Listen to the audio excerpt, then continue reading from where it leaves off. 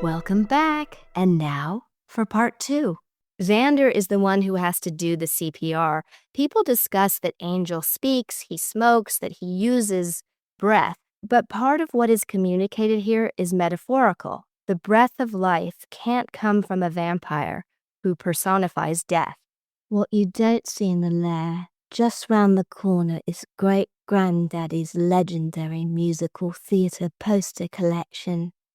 Chicago, Cats, his favourite, the original cast of Oklahoma. All signed too. In blood. Ooh, all right. Things we didn't know. Things we didn't know. Thank you, Drew. That's why I'm here. So also now Cordelia is coming more into the fold. She's increasingly joining the Scooby gang. Jenny is too, since iRobot, and Angel since Out of Mind. Both are getting further involved in the group, although Willow questions why with Jenny earlier in the library. And then Buffy lives. Bah. The car smashing through the library is so cool. It's something producers save for the end of the season, not only for the arc and the dramatic payoff, but it gives them time to rebuild sets during the break between production. Smart move. The Master feels the air on the rooftop for the first time in 60 years. Those hand gestures, straight out of Sweet Charity. I can't tell you how many times I saw him do those. Wow, okay. The Nerve Herder theme, the title theme, is used when Buffy is reborn. She is accessing her full self. When she's striding to the theme, it almost feels like she's the lead singer with her backup boys. Vampires come out at night. When you turn out the light. Yes, we did that already, Drew. When Buffy says fruit punch mouth, she is no longer under his sway. She is no longer cowed by him. So disturbing. Giles goes into full battle mode against the Hellmouth creature. I think this creature is like a mixture of the makeup effects in Alien and John Carpenter's The Thing. It does, especially that really organic sprouting out. You get that from The Thing of the tentacles moving through the floor and the multi-heads. Absolutely. Do you mean Cuthbert? We called them Bertie. They were nice. Bertie loved to crochet and collect stamps. What? Oh, an interesting behind-the-scenes fact is that each tentacle had a person manipulating it from within. Spoiler alert. Yes.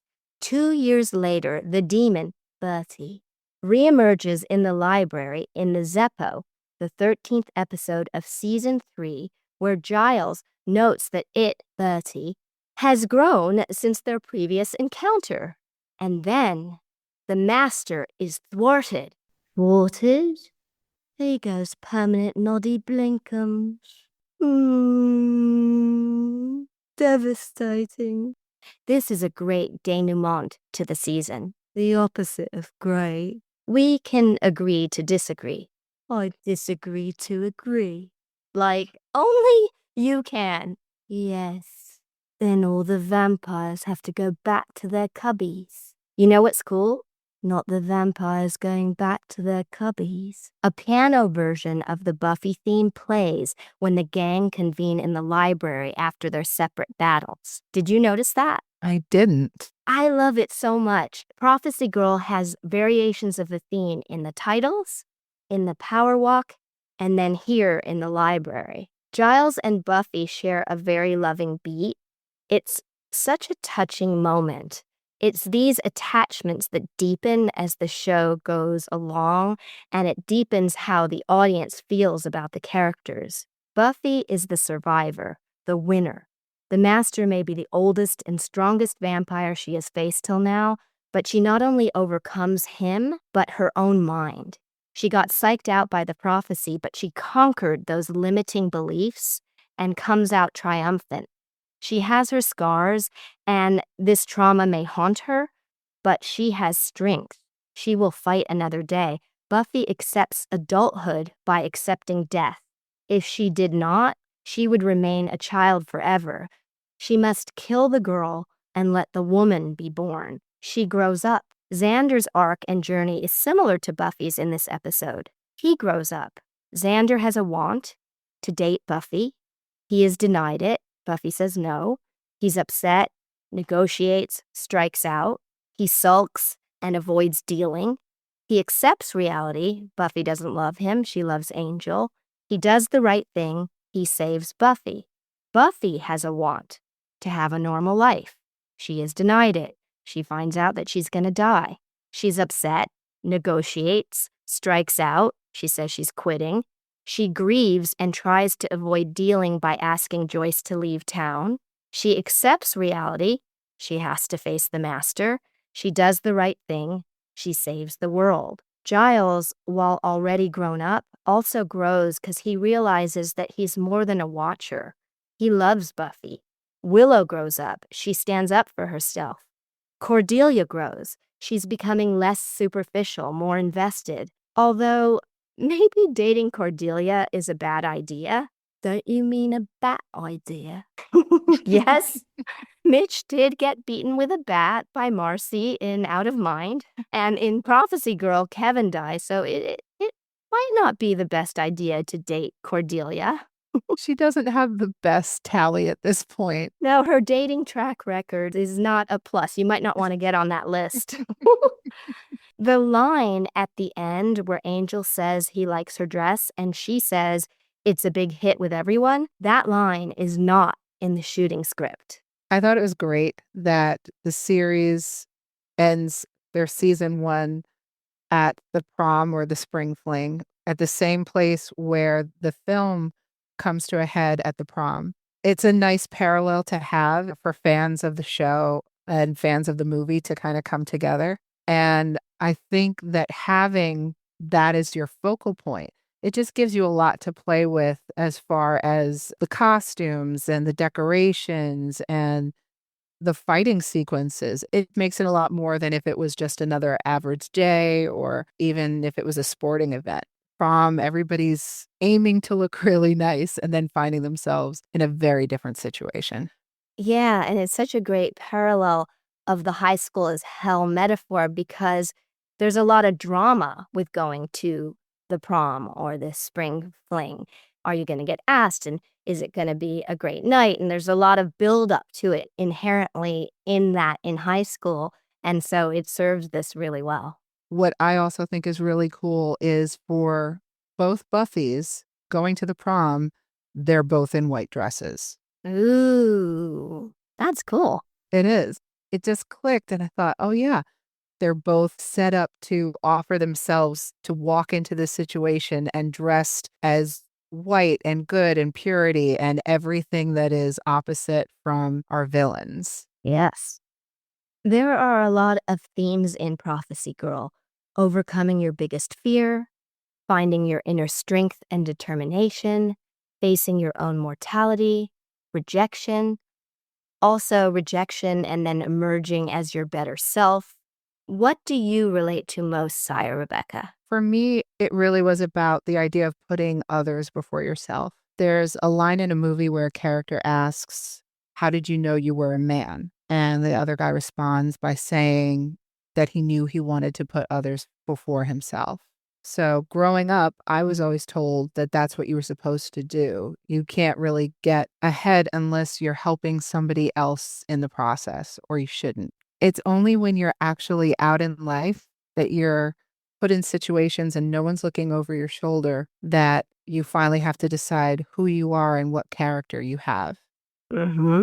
Again, I grew up thinking that that's what you were supposed to do. And there have been a lot of times where I tried to make sure that if somebody wasn't speaking up enough for themselves, I would try to push them along. There was one time I was waitressing at a film festival, and I heard that one of the television stations was offering promo spots where people could pitch their movies on the beach and possibly get investors. And there were these two really shy guys sitting at a table. And they'd been there for the last couple of days coming in, and I'd heard them talking about the project that they wanted to do and trying to figure out how to do it. So I just slipped down to the beach and put their names on the list. And then when I came back to the table, I told them that they had about 10 minutes to get their stuff together because they were going to be pitching on TV. And my I ended up, gosh. it worked out really well. And then 6 months later, they called me to work with them. So you can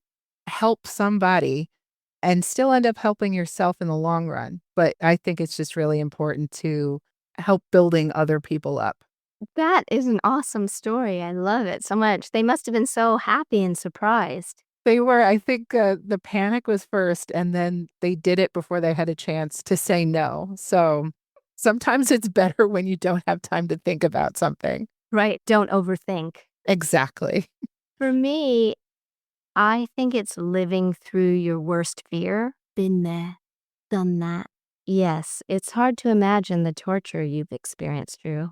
It really is. One of the worst times in my life was when I was doing a film in Durban, South Africa. We were at an orphanage shooting a sequence with children, and all of a sudden Dev says, I don't feel very well. And he starts turning chalky and is having trouble moving.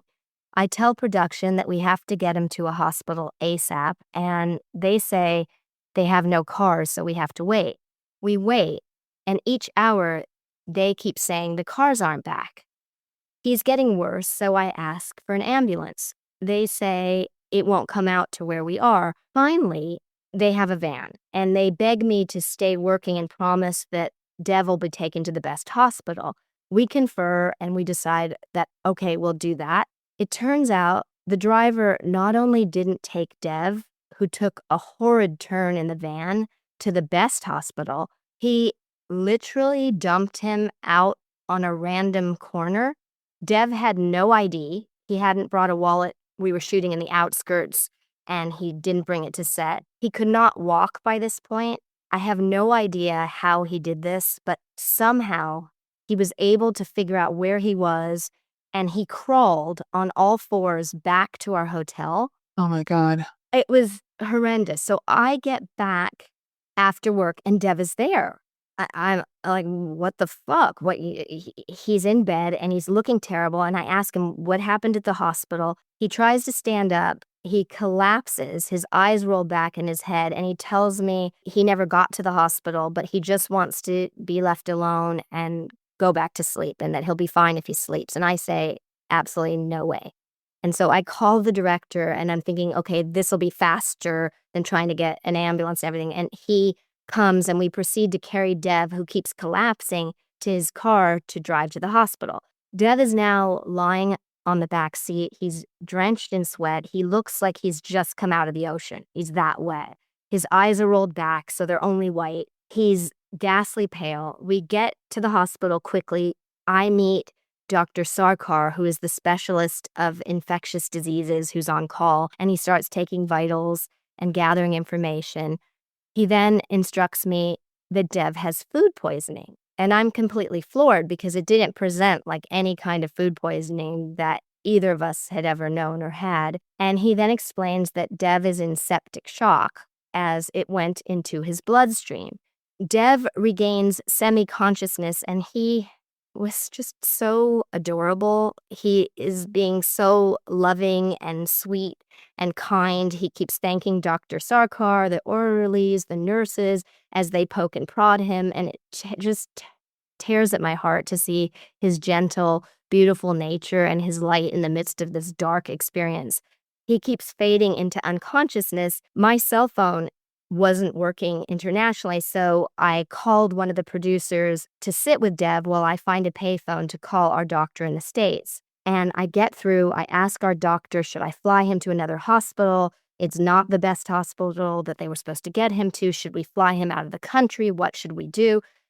Dr. Kivowitz says he'll ring Dr. Sarkar and call me back. And when he calls me back, he tells me Dr. Sarkar is doing everything that he would, and that he seems like an excellent doctor. Okay. And he then says, if we move Dev, he will die. And even though Dr. Kivowitz is speaking in a uniform, quiet tone, to me, the words were screaming because they were like, die and critical and dire and serious and do what they can. And the last one was 50% chance of making it. So I get back to Dev. He's unconscious and the producer's gone. He's alone, nowhere to be found. The machines start bleeding. The doctor comes in with a horde of other doctors and nurses. They're plugging Dev into more equipment. They're reading scans. They're conferring in these hushed voices. They tilt the gurney so that Dev's head goes down with his feet in the air. And Dr. Sarkar explains that they're concerned that Dev may be having cardiac arrest and they need to keep his blood pressure up. So they put his heart lower than his legs and they begin to inject him with adrenaline and watch his pulse. And this is a whole process. So it's like shot number 1 and they monitor. Shot number 2, a more hushed consultation. Shot number 3, oh, this isn't what we're hoping for. Shot number 4, they do an EKG, and then all of a sudden the room palpably relaxes and Dr. Sarkar says, okay, we're through the crisis. It's now time to wait for a bed in the ICU for, in essence, the rest of this 50% fight. So we're waiting to go. And a while later, I'm watching Dev. He's suspended. He's tipped. The machines are beeping steady. But I just get this feeling all of a sudden, this urgent feeling. His breaths are the same, but I feel something. And so I lean in close, I grasp his hand, and I whisper, and I'm like, Dev, I need you to stay here with me. Can you hear me? I need you to fight. I need you to fight with everything that you have to stay here. I love you. I love you so much. Please, please, please. I need you to do this and stay here. And then something really beautiful happens. For the first time since he's been unconscious, he squeezes my hands really firmly. And later he told me that just before that moment, he'd started to float above his body. He saw himself in this little gurney in the small secluded area. He was lifting higher and higher and beginning to let go. And he had the thought that it would be just less painful and easier to just let go. And at that very moment when he was thinking, maybe I'll just let it all go, I grabbed his hands and my words came bursting through. And his mind went to, oh my gosh, we found one another. We discovered what love was. We've only had a short time together. This would be, he told me, he said, like his mind said, this would be such a bummer. That's such a funny word to me in that moment, right? Like a bummer to have spent so many years, unloved and unhappy and only a few years together. And he felt his body rejoin itself back in the bed. And so then we get to the ICU, and the thing with the ICU in Durban is it is amazing. It turns out that Dr. Sarkar is one of the leading specialists on infectious disease in the world. They start looking for the correct antibiotic mixture. They put Dev's strain of Shingala into a petri dish and then try various combinations and permutations of antibiotics till they find the mixture which counteracts it. It's the scientific guessing game. Dev's kept at an acute angle on an IV, and they keep bumping up the amount of adrenaline. Not one single member of the cast or crew comes to see me, to help me. Not one of them even calls to ask how Dev is, save for the disappearing producer the first night. The only calls that I receive as the days go by are from the producers and the director pressuring me to shoot. I'd been scheduled to hang out for a week after I wrapped while the picture was still shooting, so it's no loss to them financially to flip the schedule. Also, my few remaining scenes can be shot in any location, in any field as per the script, and even if none of that was the case, this is why pictures carry insurance to deal with life and death issues should they arise. I just keep telling them, no, I am not leaving Dev's side. There is nowhere else I will ever be. And even so, they just harass me continually. After 5 days, the doctor finally knows the antibiotics to try. One of the last hurdles was weaning Dev off of the adrenaline. They have to keep him on this severe incline, but for this, they even tilt him more, and they start lessening the amounts, lengthening the time in between, and they have me monitoring with a stopwatch. So they inject him with a dosage, and we all watch the clock, and we do this over and over and over, and it's really stressful. And then it turned into the best day of my life because it all worked. He was in the clear. And then Dr. Sarkar tells us that we had arrived at the hospital just in time, that if I had let Dev sleep or if we had been any later, Dev would not have lived. And I reel not only from the news, but also because one of the last scenes I shot in the film entailed my running into a clinic with a young child cradled in my arms. The actor playing the doctor tells my character, "You got here just in time. Any later, she would have died." And I still, to this day, can't believe how bizarre that all was. So now Dev is 60 pounds thinner, and he's transferred to the regular ward. And this was a much scarier enterprise in terms of, I just am saying to him, you have to be vigilant when I'm not allowed to be here for the visiting hours. He had to get out of there as soon as possible. His roommates include a drug dealer who had customers coming and going, and a man suffering from schizophrenia who stares at Dev continually. But Dev's vigilance pays off when he stops a nurse from putting an IV back into his arm after taking it out and resting it on a very dusty windowsill. Oh, God. Yeah, so thankfully he was discharged a short time later. The reason this reminds me of Prophecy Girl is because it was living through our worst nightmare. A sort of mama bear strength and power emerged. I summoned up the solid warrior in me. I was undeterred. I was focused. I was just fighting with every fiber of what I had and fighting like Buffy does with a real strength. But I also want to say clearly, like, I don't want that or anything like that to ever happen again. But it's amazing to see you're put into this situation. You both are. And how far you're prepared to go for the people you love. Yeah. I mean, there is nowhere you wouldn't go. And if you could trade places, you would. Oof. Oh, I know. So, on a happier note, what is the line this episode that you would actually get as a tattoo for fun? Oh, it has to be Buffy's line of, I may be dead, but I'm still pretty. That is one of my picks too. It's such an iconic line. yeah, there have been times where I was incredibly ill and still reaching for lip gloss, a hairbrush, like vanity still took over. So it really spoke to me. Me too. I have two others. Xander, when rejected by Buffy, recounts to Willow. On a scale of 1 to 10, it sucked. And Buffy at the end in the library when she says, We save the world. I say we party. "What about you, Drew?" Jazz hands wither to inconsequential dust. That's not in the episode, but I think I get your sentiment. If you continue to be all haughty, I'll give you that right spanking I've threatened.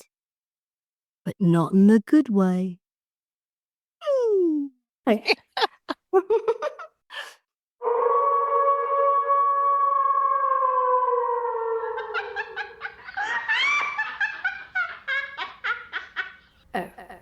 Enough of something extremely different. Different.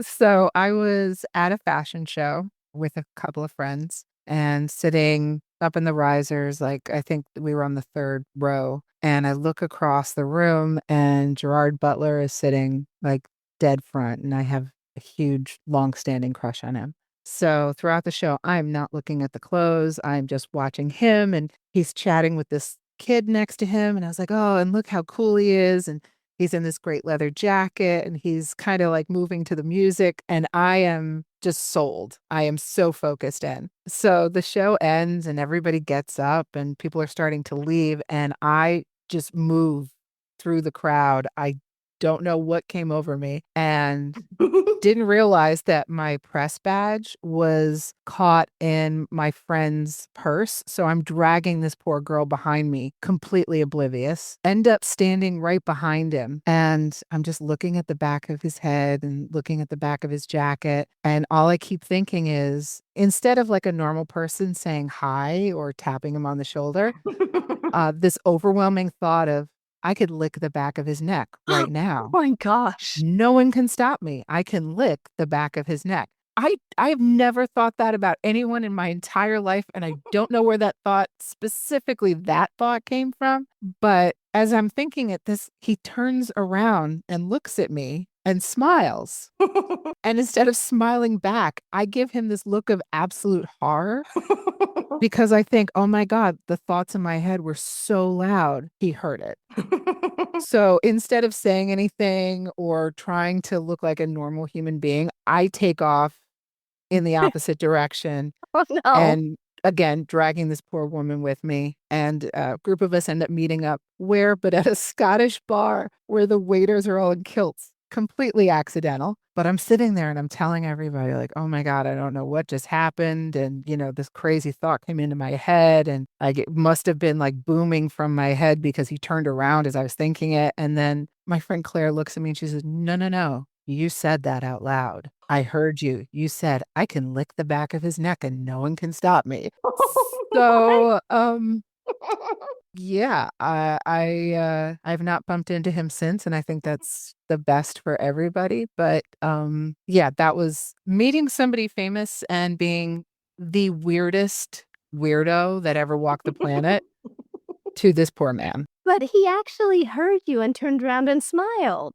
Yeah, but I think it's like when you turn around and smile and say, just smile at the crazy lady and maybe she won't do that to you. But or turn around, smile, and try to get the eyes of security. I don't know, but that was an incredibly awkward experience that has haunted me ever since. Out loud. You said it out loud. It's, you realize in that moment how crazy we can all be at some point, and I found my moment. Oh my gosh. You're going to work with him on a project and his eyes are going to get really big when he sees you. Oh God, and I'm going to have to apologize and say, like, you may remember me. I really hope you don't. And I promise not to do anything weird and keep my mouth well away from you. How about you? On Ed Wood, we did a whole series of makeup and hair tests. I loved it because it was like a rehearsal process. It really got us all into the world of Tim Burton, which is a very specific visual universe among other aspects. Initially, they wanted to see if they could curl my hair for the 50s do. What? Do, not Drew. Do what? No. We are not going there. So the first makeup and hair test day, I went in and Yolanda Tusig put my hair in very close to my head tight pin curls. She fastened each curl with a type of clip that I have never seen since. Each clip had 2 prongs sticking up from it, and on the end of each prong was a brightly colored little ball. They were fuchsia, electric blue, chartreuse, canary yellow. Rebecca, have you ever seen these pins? Well, I use the pins a lot, but never seen them with the balls on the end. Well, I was apparently very lucky to have these multicolored pins because I essentially looked bald because my hair was so tight with this circumference of the most vivid colored little balls encircling my entire head. So I'm very fair-skinned and I have dark circles under my eyes. My mom had them. I've had them since I was a kid. V. Neal, who was doing my makeup, wanted to wait a while for my hair to set before she did my makeup, so I went back to my trailer. When I get there, my wardrobe isn't there yet. They'd set out a robe. It was the hugest robe I have ever seen in my life. I mean, Jason Momoa would look small in it. It was also glaringly magenta. I put it on, and I'm swimming in it. I look like a floating head. I look the absolute worst I ever have in my entire life, even to this day. And so after about an hour of waiting, I swing open my trailer door to see if I should go back to the makeup trailer. And standing right near my trailer in a super cool pose, a cigarette in his hand, long hair falling gloriously across his beautiful face, is Johnny Depp. And he looks up and he says, "Oh, hi." And I say, "Oh, hi." And he asks, "Are you Juliet?" And I think, can I say no? Like, would that be weird? I guess that would be really weird. And I'm thinking about my sunglasses are across the room. I'm trying to figure out how I can nonchalantly mosey over and put them on without seeming strange. But then I realize that my bald, ball-laden head with sunglasses won't be any better. And then Johnny is lovely, and he proceeds to tell me that Tim loved my audition so much that he made Johnny watch it 6 times through, which is really nice. But all I'm thinking is, okay, he dated Winona Ryder. He understands fair skin and dark circles. Going through this whole thing, we have this whole conversation. I have no idea what I say. It culminates, I close my door, and of course the following private moment ensues, which is me jumping around going, "Why? Why? Oh my God, no, really? Really? Oh my God, oh." So a couple hours later, after going through the works, makeup, hair, I'm in my silk 50s dress, which was chosen and fitted by Colleen Atwood, garters, seam stockings, the bullet bra, the high heels, you get the picture. There's a knock on my trailer door, and it's time for me to go to the camera test. And I swing the door open, and I start to descend the stairs, and in the exact same spot, having another smoke, is Johnny, and he looks up, again, his hair falling across his face, looking like the romantic hero or something. He does this dinosaur, massive, double, almost like a quadruple take, and goes, "Juliet? Is that you?" And I say, yes, it's me. I scrub up pretty well. And off I go to the camera test. And it was just painful way of meeting Johnny for the first time. I've never had anything like that. I always look my best. I'm the jammiest bits of jam. I did meet Johnny once in Vamp Face, but it was no biggie. He said I was cute. We can't all be you, Scooby Dru. I am one of a kind. Oh, I did have something with Vincent. Vincent who? Vincent van Gogh. You knew him? All was going really well till I gave him a bit of bad advice. What was it? You know, the ear thing. Oh my gosh. No, Van Gogh. All right. The missing scene that could have been in this week's episode. A toast to freedom, to feeling the wind's caress, to peering at the moon's iridescent face. What is this? Fruit punch. Really? My special fruit punch cocktail. What's the first thing you're gonna do? Well, I never got to go to my own prom, so...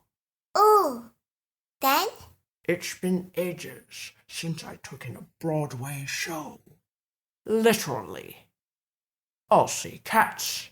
It's always running. Memory, all alone in the moonlight. I can smile at the old days. I was bloodthirsty then. Who am I kidding? I'm still bloodthirsty. I, hate to rain on your parade, but Cat's closed. What? Phantom of the Opera, then? I hear it closed in 2023 after running 35 years straight. I hear Hamilton and Harry Potter Great. I've loads of time to decide. Drink up. This time shall come. I have a prophecy to fulfill.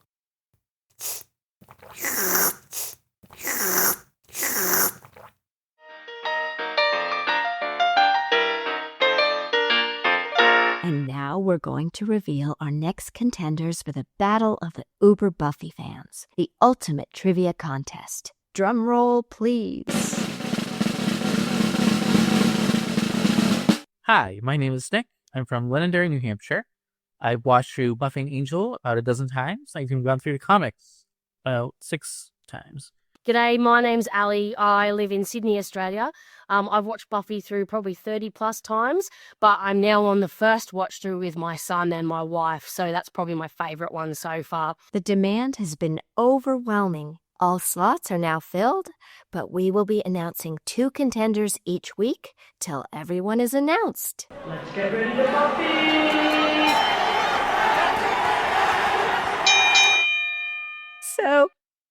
So, Rebecca, do you have a vampire question for us today? Yes, I do. I was wondering if there was a time period in history that you would have liked to have been around in as a vampire. Ooh, I think the Victorian age. Not that it was equitable for women, but there was so much interesting history then. Also, the 1920s, which was a period I absolutely would have loved to experience, although there women were emancipated.